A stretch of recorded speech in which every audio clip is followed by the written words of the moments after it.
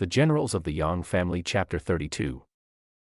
So let's unpack this. Let's head straight into the Liao court because the structural integrity of the northern Liao is just completely collapsing. It's a total systemic failure. Yeah. Empress Dowager Xiao is terrified. Her top general, Jia Tianzuo, has recently suffered this humiliating defeat, and the intelligence reports flowing into her capital of Yusu are just catastrophic. Right, because the Song dynasty, led by the highly militarized Yang family, is preparing to mount a massive offensive. And she looks at her war council and faces basically the ultimate nightmare for any head of state. She realizes her internal military infrastructure has fundamentally failed. The panic in that room has to be palpable, but it's a very specific type of panic. It's the realization that the old paradigm is just dead. Her primary advisor, Han Yanshu, delivers this stark, uncompromising assessment. He doesn't sugarcoat it at all. Not even a little. He tells the Empress that their current generals, the respected veterans of the Liao army, are entirely obsolete. The traditional ways of fighting, the established hierarchy, they simply do not possess the bandwidth to handle the impending Song invasion. And Han Yanshu drops this proverb here that basically serves as the strategic thesis for their entire defense. He says, a large state has an army for conquest. A small state has defenses in reserve. Yeah. So let's look at the mechanics of that statement. He is articulating a foundational principle of asymmetrical warfare. Right, because the Song dynasty is operating as the large state here. They built this massive, highly organized military machine explicitly designed for forward momentum. They have the sheer numbers, they have standardized weaponry, and most importantly, they have the established logistical supply chains to just march forward and grind an opponent into dust through pure attrition. It's a numbers game. Exactly.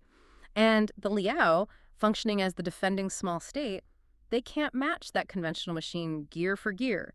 If you put a small conventional army in an open field against a massive one, physics dictates you will be crushed. You cannot win a war of arithmetic against an opponent who has an endless supply of numbers. You have to change the math entirely. That's it, exactly. So Han Yanshu is saying that a defending nation facing overwhelming force has to rely on unconventional tactics, hidden reserves, and unpredictable elements. Your defenses in reserve can't just be a slightly thicker stone wall. Or like a slightly deeper moat, right? Right. Your defense has to be a completely different paradigm of warfare.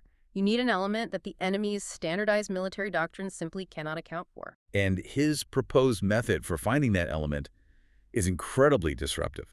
I mean, he suggests a massive public recruitment edict. He advises the Empress to bypass the entire established military hierarchy. Just ignore the noble houses entirely. Yeah, and just put out a completely open call to find new talent, completely, regardless of their background, their social standing, or their lineage. Which is a radically destabilizing proposal for that era. In an ancient, highly stratified society, military leadership is inextricably tied to nobility or decades of climbing a very rigid bureaucratic ladder. It's all about who your father was. Exactly.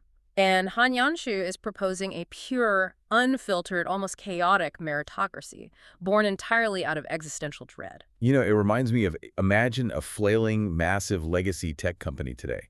Their market share is just plummeting, their legacy board of directors has completely failed to innovate, and a hostile takeover by a massive corporate giant is looming just weeks away. Oh, that's a great analogy. Right, so out of sheer, unadulterated desperation, the CEO completely bypasses standard HR protocols, ignores the Ivy League pipeline, and just puts an open bounty on the darkest corners of the internet. They broadcast a message saying, hey, we will hire literally any rogue hacker, no matter how sketchy your background is, no matter your criminal record, if you can build a firewall to stop this takeover. And we'll make you the VP of engineering tomorrow. Exactly. That highlights the exact breakdown of institutional norms happening in the Liao court. I mean, the edict they draft explicitly states they are looking for anyone who can capture a flag, kill a general, or take a city. And it deliberately stresses that they are not limited to a single skill. They are completely discarding all military etiquette. They don't care if a recruit knows how to properly address a superior officer. They only care about raw, destructive output. It is pragmatism stripped of all pretense. But it's a terrifying pragmatism. When a government throws its doors open that wide, it fundamentally alters the social contract. The Empress is basically advertising her supreme vulnerability to the entire world. She's hanging a sign on the gates of Yuzu that says, "We are defenseless, we are wealthy, and we will hand over the keys to the kingdom to anyone who can save us." And when you broadcast a signal of supreme vulnerability like that, The responses you attract are rarely controllable. The physical act is mundane. It's just guards pasting a recruitment poster on a wooden door. But the narrative structure of the text does something brilliant here. It shifts the perspective entirely. While the mortals are scrambling in the dirt, the camera pans straight up into the cosmos. Right, we leave the dust and the failing supply lines of Yuzu, and we travel to Penglai Mountain, this mythical floating realm of the immortals. And what do we find? Well, the mortal world is teetering on the brink of mass slaughter. Two Taoist immortals, Zhongli Quan and Lu Dongbin, are chilling in a cave, refining elixirs, and just casually playing a game of chess. The juxtaposition is intentional, stark, and deeply philosophical. Down below, mortals are sweating and bleeding over temporal borders. Up above, the immortals are engaged in the ultimate leisurely pursuit, totally insulated from human frailty. They are the embodiment of cosmic detachment, or, well, they're performing the aesthetics of detachment anyway. Performing is the operative word, because while they are staring at the chessboard, Zhongli Quan, who is the master in this dynamic, decides to start lightly roasting his disciple, Lu Dongbin. And the specific nature of his teasing completely shatters the illusion of divine perfection. It really does, because if we look at the theoretical baseline of Taoist philosophy, the ultimate goal for an immortal is the complete shedding of earthly desires, human ego, and those turbulent emotions that plague the mortal realm. You're supposed to achieve a state of wu-wei flowing effortlessly with the universe. Right, no forced action. Exactly. Zhongli Quan represents a closer alignment with that ideal state, but Lu Dongbin, his cultivation, is somewhat incomplete. That is a very polite way of saying he has a massive PR problem among the divine. Zhongli casually looks up from the board and asks, "Hey, do you remember that time you were admiring the white peony at Yuyang Tower?" Which is a very pointed reference to a past mortal romance. Yeah, and then he immediately follows it up with, "And what about that wine shop at the Yellow Crane Tower? You lingered there for half a year. Is that really the appropriate behavior for a transcendent being?" It immediately paints a portrait of a deity who still has one foot heavily anchored in the mud of the mortal world. He just hasn't let go. He loves the taste of wine. He's captivated by human beauty. He's drawn to earthly pleasures. Zhongli even twists the knife by pointing out that the other immortals openly gossip about him. They call him the wine and sex immortal behind his back, saying he still bears mortal stains on his character. Now, a truly enlightened being would let that insult wash over them like water over a smooth stone. They'd recognize the teasing as meaningless noise. But Lu Dongbin's reaction is entirely embarrassingly human. The text actually tells us he feels deeply ashamed, his face flushes, and his ego is just profoundly bruised. He doesn't dare argue back because Zhongli is his master, but internally, he is seething. He is fundamentally triggered. What's fascinating here is how the text deconstructs the concept of the divine. These aren't omnipotent, emotionally sterile deities. In this literary tradition, immortals are essentially hyper-powered humans who have achieved indefinite lifespans and reality-bending magic, but they haven't eradicated their psychological baggage. Right, his Achilles heel is his immense pride. Exactly. He desperately craves the respect of his immortal peers. Being casually mocked by his masters stings precisely because he knows the critique is accurate. It creates this desperate burning need within him to prove his superiority. And right at the moment his ego is at its most fragile, they look down from the mountain peak and witness this massive atmospheric disturbance. The text describes a red, killing aura shooting up from the mortal realm, so intense that it physically pierces the cloud layer. Okay, let's examine the mechanics of that visual.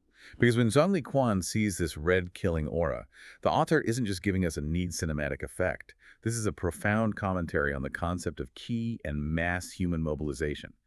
What exactly is hitting the upper atmosphere here? So, in the cosmological framework of this universe, every living thing, every action, and every emotion generates ki energy or life force. When a single human feels anger, it's a microscopic ripple. Almost undetectable. Right. But when hundreds of thousands of humans are simultaneously organized, armed, and mobilized with the singular intent of mass slaughter, their collective energy creates a massive thermodynamic imbalance. The red killing aura is the atmospheric manifestation of impending war. It's the combined bloodlust and terror. Exactly. It is so dense and so violent that it is literally polluting the serenity of the heavens. Immortals physically cannot ignore it. It alters their environment. It's like a massive spike on a seismograph right before a catastrophic earthquake. So Zhongli Quan looks at this red geyser of violence, does a bit of cosmic mental math, and instantly diagnoses the geopolitical situation. He reads it like a ticker tape. Yeah, he says, the south, the dragon ancestor, meaning the song, in the north, the dragon mother, meaning the Liao, are fighting. And then he delivers the ultimate spoiler. He casually mentions that the song will wipe out the Liao in about 2 years. Notice his reaction to this absolute certainty of mass death, though. He knows a horrific war is imminent. He knows thousands of innocent people will suffer violently over the next 24 months. And his response is basically, the world is chaotic. People will settle it themselves. Let's just focus on our cultivation. Which is the ultimate not my circus, not my monkey's attitude. It really is. He advocates for absolute non-intervention. Just let the brutal machinery of destiny grind on. But Lu Dongbin, sitting there with his bruised ego, he sees an opening. He says to his master, well, since you know the song is destined to win anyway, why don't we just go down there, wipe out the Liao ourselves, save the innocent people the 2 years of suffering, and be heroes? It sounds vaguely noble on the surface, proposing a preemptive strike to minimize suffering, but when Zhongli shoots the idea down and walks back into his cave, Lu Dongbin has an internal monologue that reveals his true motivation. And it is incredibly petty. Oh, he doesn't care about the innocent people in the crossfire at all.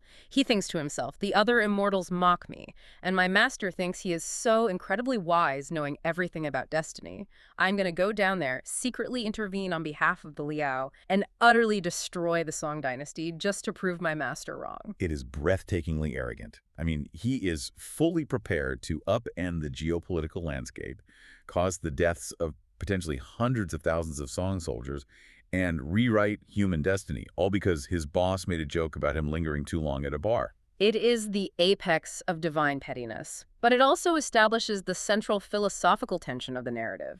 Can a flawed immortal with a bruised ego actually overturn predetermined heavenly destiny? Right. If the cosmos already decreed the song will win, can Lu Dongbin's interference actually change the final score, or will his meddling just escalate the horror? So Lu Dongbin has made his decision. He is going to intervene. But he's also a bit of a coward. He knows that if he descends to the battlefield in his true form right now, his master will immediately detect his chi, expose him, and subject him to severe celestial punishment. He needs plausible deniability. He needs a proxy to fight the war on his behalf until he can safely reveal himself. And the proxy he chooses is just absolutely bizarre. He scans the mortal realm for a suitable vessel and locates Bilua Mountain.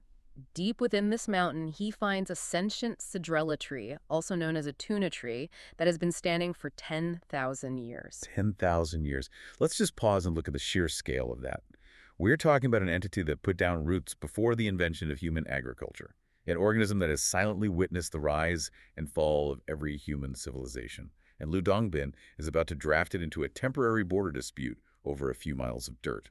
It perfectly highlights the absolute instrumentalization of the natural world by the divine. Lu Dongbin summons the tree spirit, and to secure its loyalty, he makes a massive promise. He promises to elevate the spirit to the ranks of true immortality once the Song are defeated. Now, here's the issue I have with this arrangement, and I really want you to explain the mechanics of this. Because if you are a sentient tree spirit that has already successfully existed for 10,000 years, aren't you already functionally immortal? Why would this ancient entity care about human politics or care about a promotion from a disgraced Taoist? What does the tree actually get out of this? That is a really crucial distinction in the Taoist pantheon. Longevity is not the same as divine legitimacy. The tree spirit is what is known as an earthly-bound spirit, or a yaguai, a monster or demon born of accumulated natural energy. Okay, so it's not officially part of the club. Right, yes, it can live for millennia, but it is fundamentally tied to the earth, subject to the elements, and perpetually outside the official celestial bureaucracy. It has zero status in the heavens. Ah, I see. So Lu Dongbin is offering something it cannot achieve on its own. Official induction into the celestial ranks, a seat at the table of the gods, and true transcendent immortality free from earthly tethers. For an earthbound spirit, that is the ultimate, irresistible bribe. Okay, that makes total sense. So the tree spirit agrees to be the ultimate mercenary. And this is where the exchange of armaments happens, which reveals exactly how Lu Dongbin plans to wage this proxy war. Because Lu Dongbin possesses 3 ancient, incredibly powerful scrolls of military strategy, the 6 Jia heavenly books. But his distribution of these scrolls is highly selective. Yes, the knowledge is compartmentalized. The top scroll covers the profound mysteries of astronomy and the alignment of the heavens. The middle scroll details earthly strategy, troop movements, and tactical transformations. But he holds those back. Right. He explicitly tells the tree spirit, you don't need to learn those two. He only hands over the bottom scroll. Let's look at the mechanics of that decision. What exactly is in the bottom scroll, and why does Loot restrict the tree spirit to only this specific brand of knowledge? The bottom scroll is essentially the grimoire of psychological warfare. The text notes it contains yin magic, soul-stealing formations, and demonic illusions. It is entirely devoid of noble strategy. It's focused on deception, horror, and the manipulation of dark energy. Because he knows he can't beat them conventionally. Exactly. Lu Dongbin understands the tactical reality of the board. The Song dynasty already possesses absolute supremacy in conventional military strategy, the knowledge contained in the middle scroll. If you give the tree spirit conventional tactics, it will eventually lose to the Song's superior numbers and logistics. Here's where it gets really interesting. Because yin magic isn't just, throwing fireballs or summoning lightning. It is the weaponization of despair. It is the perfect counter to conventional military doctrine. It organically dismantles discipline. Right. If the Song army relies on pristine communication lines, disciplined formations, and high morale, yin illusions disrupt their sensory input. You make messengers see enemy battalions that aren't there. You make supply columns march in circles until they starve. You erode the psychological foundation of the army so that their perfect logistics collapse from the inside out. Lu Dongbin is intentionally stripping away the honorable aspects of warfare. He is arming the Liao not with better swords or smarter flanking maneuvers, but with existential terror. He commands the tree spirit to take on a human form, adopt the name Chunyan, a nod to his nature as a chun tree, and go answer Empress Xiao's desperate recruitment edict. So the ancient tree spirit transforms into a beam of golden light, rides a clap of thunder, and drops directly into the sprawling, panic capital of Yuzhou. Now, we have to talk about the physical manifestation of Chen Yan when he walks up to the city gates to apply for the job, because he absolutely does not attempt to blend in. The visual is so jarring. The text describes Chen Yan as towering over 10 feet tall. His face is the color of oxidized black iron. His eyes are glowing like golden pearls, and his musculature is grotesquely exaggerated. He's a literal monster. He is a walking, breathing monstrosity standing in the middle of a mundane military encampment. Think about the atmosphere at those city gates. You have hundreds of desperate, rugged, mortal mercenaries, disgraced soldiers, and thugs gathered around this poster, hoping to win a fraction of the Empress's promised wealth. And suddenly, a 10-foot-tall, iron-faced behemoth with glowing eyes shoves his way to the front of the line and rumbles, "I'm here for the general position." And the guards are just stunned. The mortal guards are so fundamentally out of their depth that they don't even draw their weapons. They don't ask for identification. They just immediately escort this creature straight to the throne room. Imagine the sheer cognitive dissonance in the Liao court when those doors open. Empress Xiao, who is already buckling under the stress of an impending invasion, sees this entity stride into her pristine throne room. She is openly horrified. She actually turns to her advisors and asks, "Are there really such monstrous-looking people in the world?" Right, and Chen Yan calmly bows, introduces himself, claims he hails from Biluo Mountain, and casually asserts that he has mastered all 18 martial arts and esoteric military strategies. I want you, the listener, to imagine being Xiao Tianzuo in this exact moment. You are the Empress's top advisor. You are a highly seasoned, deeply rational military veteran. You have spent your entire career studying supply line attrition, cavalry flanking maneuvers, and grain storage. You're trying to manage a very real war effort. And suddenly, a sentient tree monster wearing a human meat suit drops into your war room and asks to lead your vanguard. It is the absolute apex of the collision between historical realism and mythological fantasy. And Xiao Tianzu's reaction is just the most brilliantly bureaucratic response imaginable. That's so funny. He doesn't fall to his knees and worship the giant. He doesn't scream and call for the royal guard. He evaluates the asset using standard middle management logic. He looks at the Empress and basically says, "Well, Your Majesty, his physical dimensions are certainly impressive, but his resume is entirely unverified. We haven't actually seen him perform any actionable military duties. Why don't we start him off with a mid-level management title? Let's make him a camp commander, And we can review his KPIs after his first engagement before giving him full command. It is an incredibly grounded human reaction to an absurd supernatural event. They institutionalize the monster, they hand the ancient tree spirit the badge of camp commander, and wait to see if his operational output matches his physical stature. But while the Liao are unwittingly incorporating magical weapons of mass destruction into their ranks, we need to examine the opposing force. Because the Song dynasty's approach to this impending conflict operates on a completely different frequency. Right. While the Liao are crowdsourcing doomsday devices out of sheer panic, the Song Emperor isn't panicking at all. He is cold, calculating, and highly motivated by national pride. Emperor Zenzong is furious. He wants to mobilize his forces to avenge what the text refers to as the shame of Wei Prefecture. The psychological driver for the Song is entirely different. The Liao are fighting for survival. The Song are fighting for legitimacy and vengeance. The shame of Wei Prefecture implies a historical territorial loss or a severe military humiliation previously inflicted by the Liao. And for an emperor claiming the mandate of heaven, allowing a territorial humiliation to stand unavenged is a corrosive threat to his absolute authority.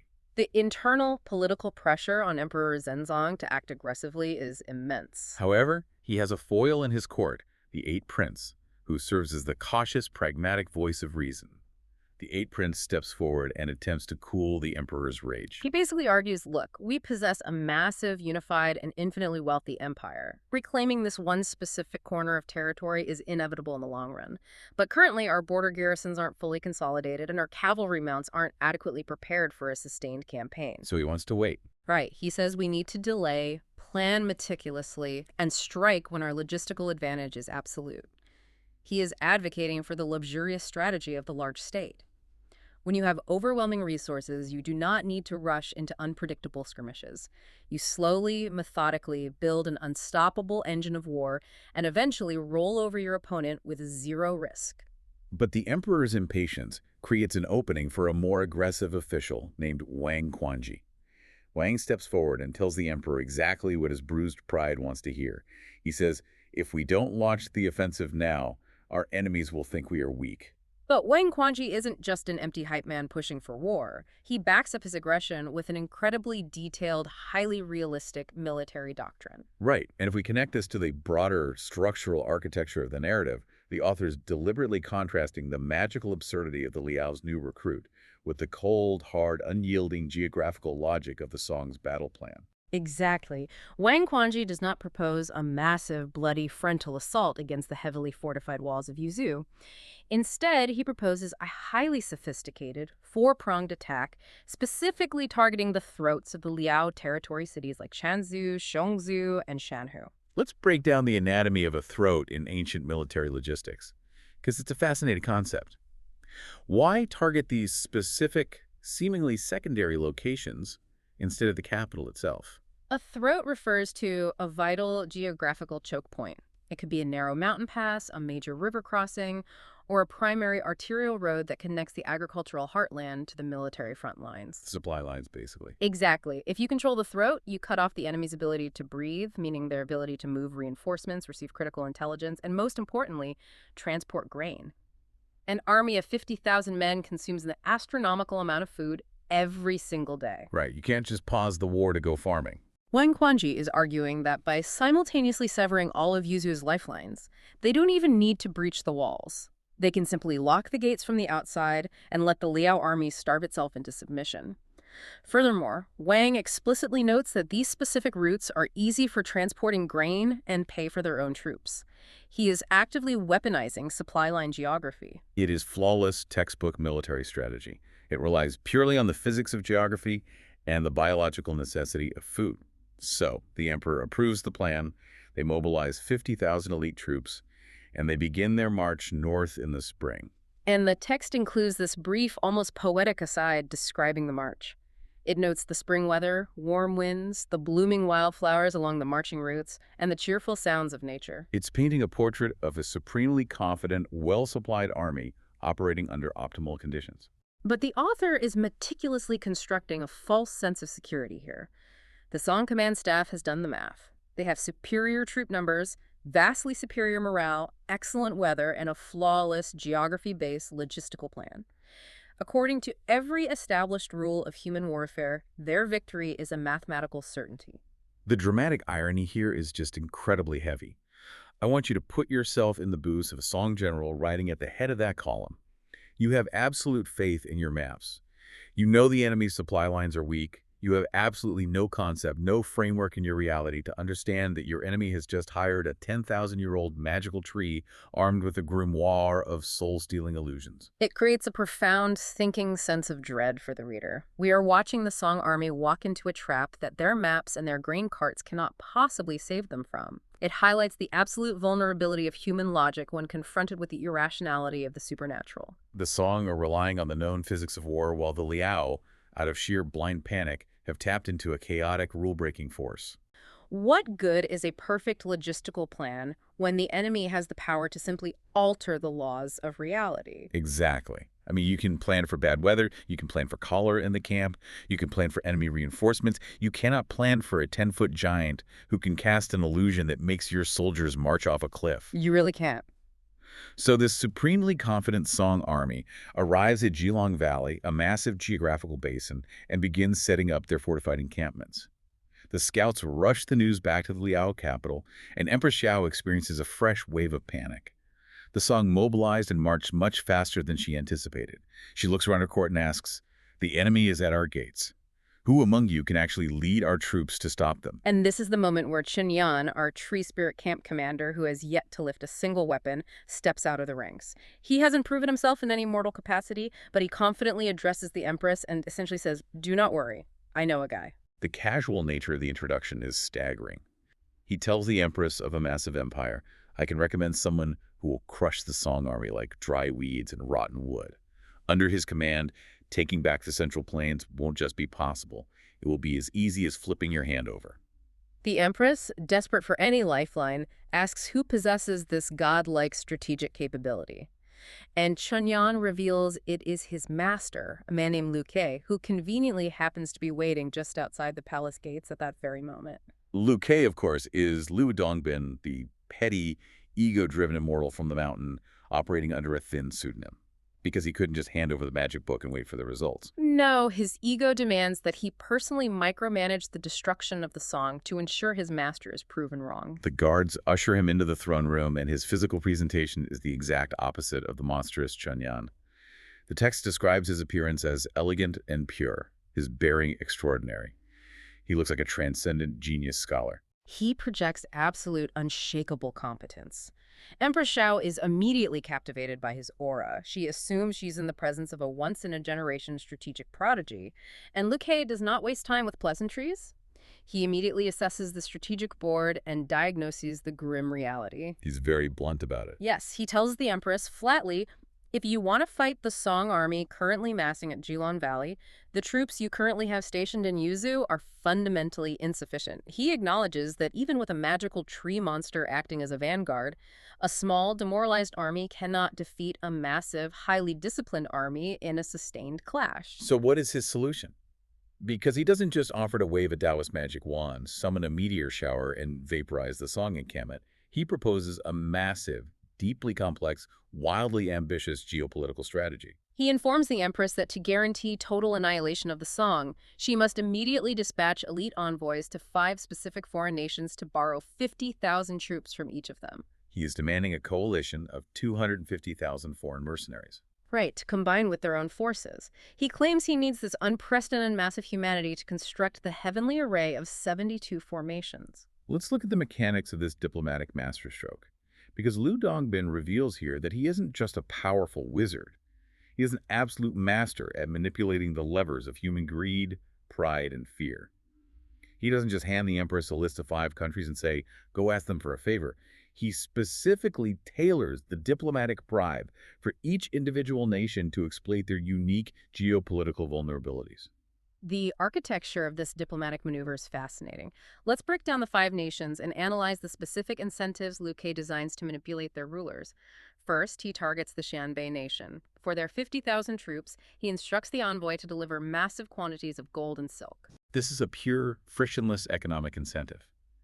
In the context of the region, the Xianbei are likely framed as a nomadic or materially resource-poor kingdom. You do not offer a nomadic king lamb that he has to defend. You offer him hard, transportable currency and luxury goods. You are quite literally buying his swords with immediate liquidity. Precisely. Next, he pivots to the Senlo nation. For them, there is no gold. He tells the Empress to dispatch envoys bearing official titles and grand ceremonial rewards. He is leveraging prestige here. The Senlu leadership clearly suffers from a legitimacy deficit. They want validation. They want to be recognized as a legitimate, powerful player on the global stage, equal to the Central Empires. And Dongbin understands that granting them a highly decorated, fancy title costs the Liao treasury absolutely nothing, but to the Senlo king, that validation is worth the blood of 50,000 of his men. Third, he targets the Blackwater Nation. The bribe here is purely territorial. He guarantees that after the Song are eradicated, the Liao will carve out the expansive territory of the Western Kiang and hand it over to the Blackwater entirely. This is the classic high-risk promise of land expansion. He is pre-selling conquered real estate. For a kingdom looking to transition into an empire, land is the only currency that matters. You help us win this specific battle, and we will double the size of your borders permanently. The fourth target is Western Jia, and his approach here is entirely different. He offers no wealth, no titles, and no new land. He instructs the envoy to deliver a stark warning to the king of Western Jia regarding the threat of the Central Plains. He weaponizes fear and the concept of mutual defense. He is essentially having the envoy say, look at the map. If the massive Song military machine crushes us today, your borders are next on their list tomorrow. You aren't deploying 50,000 troops as a favor to the Liao. You are fighting a preemptive war for your own survival. It is incredibly manipulative, deeply cynical, and geopolitically completely accurate. And finally, for the Changsha nation, he relies on the exploitation of pre-existing personal relationships, sending a specific close official to leverage historical ties to secure the final 50,000 troops. What we are witnessing is Dongbin effortlessly reading the geopolitical landscape like a grandmaster reading a chessboard. He understands that a massive, multinational coalition cannot be built on a single uniform promise. Every sovereign king has a different psychological weakness, be it greed, pride, ambition, or terror. Luke identifies those specific levers and pulls all of them simultaneously. Looking at the sheer scale and customized nature of this plan, Dongbin functions exactly like a ruthless geopolitical venture capitalist. Think of trying to build a corporate monopoly.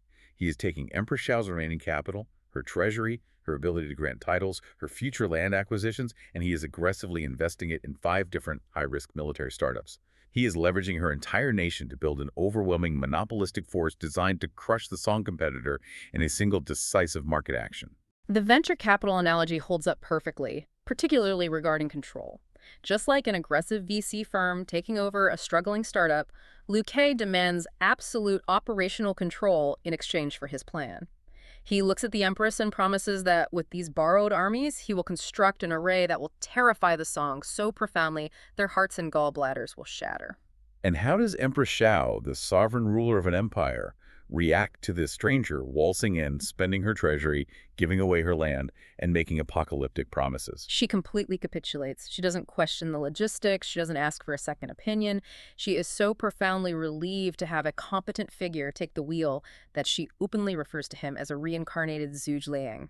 She formally grants him the title of state-assisting military strategist and officially hands over total, unquestioned control over all internal and external military forces. This raises a critical question about the nature of leadership and agency in times of crisis. Empress Xiao is the ultimate sovereign. Yet, in her moment of deepest, most paralyzing crisis, she instantly abdicates her responsibility and hands over the absolute power of the state to a mysterious, unverified stranger simply because he projects supreme confidence and offers a definitive solution.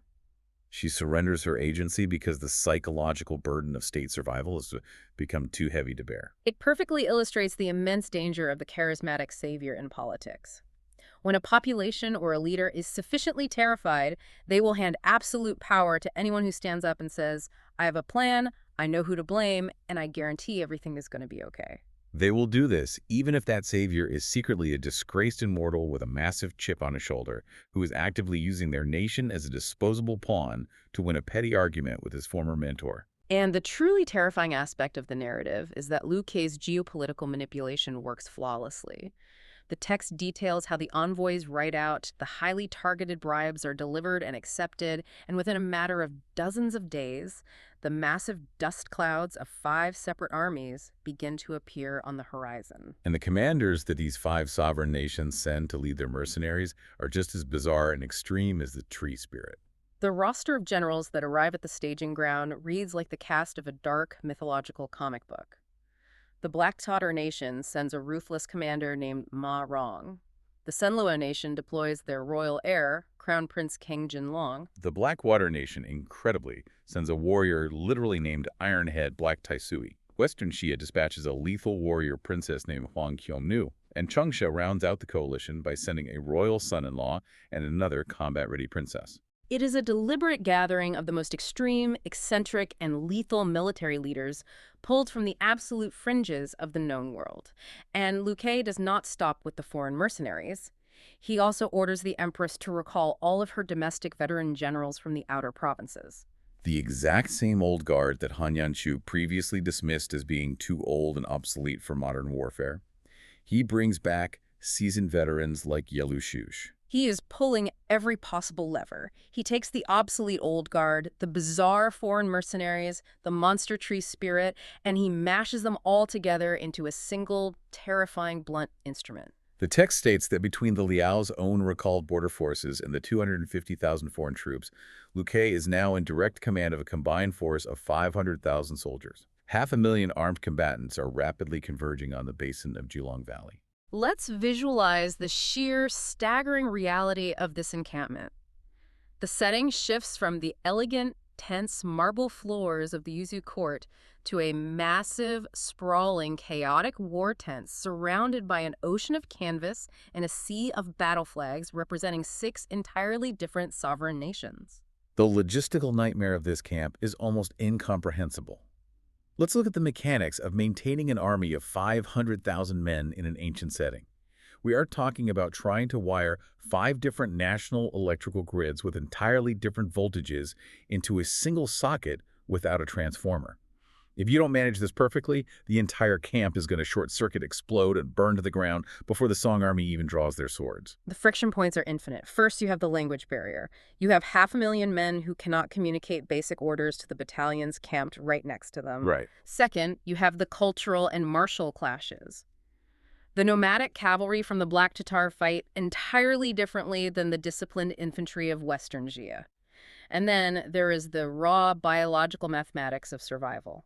500,000 men require roughly 1.5 million pounds of grain every single day just to avoid starvation. That is just an unfathomable amount of food. They require tens of thousands of latrines to be dug instantly to prevent a camp-wide cholera outbreak. How does a single commander impose order on an ocean of armed, hungry men who serve different kings? So what does this all mean for Liu Ke's leadership style? How does he prevent this massive volatile coalition from immediately tearing itself apart in a frenzy of ethnic clashes and food riots? He prevents chaos through the implementation of absolute, terrifying authoritarianism. He doesn't rely on cultural exchange or team building. The text notes that his first major personnel decision is appointing the veteran Liao advisor, Han Yanshu, as the grand military inspector, essentially making him the supreme enforcer of the camp's internal law. Oh, wow. When Liu Ke gathers this bizarre collection of foreign royalty, monsters, and veterans in his command tent, his very first declarative statement is not about tactics. It is about lethal discipline. He addresses the commanders and says, "I am going to arrange the battle formations. Every single unit must obey orders precisely. If anyone is late to their assigned position, I will execute them immediately on the field and report it to the Empress after the fact." He establishes martial law in its purest, most brutal form instantly. Execute latecomers. There's no room for debate, no room for translation errors, no room for cultural misunderstandings regarding military timekeeping. You fall into formation precisely when the drum beats, or you lose your head in front of your men. He has to rule by the promise of immediate lethal terror, because terror is the only language that all 500,000 of these disparate, heavily armed soldiers universally understand. The sheer force of his tyrannical will binds the coalition together, and once the army is physically stabilized through fear, Liu Ke adds the final, most chilling layer to his strategy, which brings us right back to his true identity as a celestial being. Right. He doesn't just review the supply lines and pick a random convenient day to launch the assault. No. He consults the heavens, and explicitly decrees that the massive attack will commence precisely on the Bingshen day of the third month. Let's look at the mechanics of that specific date. Why the Bingshen day? What is the cosmological significance of locking the attack to this exact moment in time? In the traditional Chinese sexagenary cycle, which meticulously tracks days, months, and years, the calendar is constructed from pillars made of heavenly stems and earthly branches. Every pillar carries a specific elemental weight. Okay, so it's tied to the 5 elements. Exactly. Bing is associated with yang fire, an aggressive, consuming, upward-moving energy. Shen is associated with yang metal, rigid, martial, unyielding force. In the destructive cycle of the 5 elements, fire melts and destroys metal. A Bingshen day is inherently defined by elemental clash, deep conflict, and violent transformation. That is wild. Liu Dongbin is not just fighting a physical terrestrial war. He is utilizing his immortal knowledge to time the deployment of his 500,000 troops to align perfectly with the most destructive, volatile, cosmic forces available in the astrological calendar. He is actively syncing up the brutal machinery of human warfare with the destructive rhythm of the universe itself.